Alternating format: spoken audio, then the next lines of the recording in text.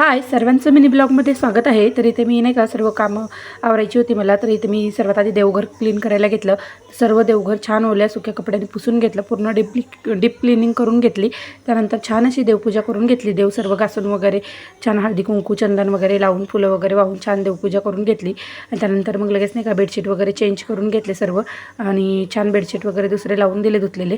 त्यानंतर लगेच मग टीव्हीचं साफ करून घेतलं. टीव्हीच्या जवळचं सर्व शिवाजी महाराजाची मूर्त वगैरे सर्व नाही का पुसून वगैरे घेतलं. नंतर मग लगेच मिठूचा पिंजरा वगैरे स्वच्छ क्लीन करून घेतला सर्व. त्यानंतर मग लगेच फरशी वगैरे पुसावं म्हटलं. मग झाडू मारून घेतला सर्व घराला व्यवस्थित. त्यानंतर मग लगेच फरशी पुसायला घेतली.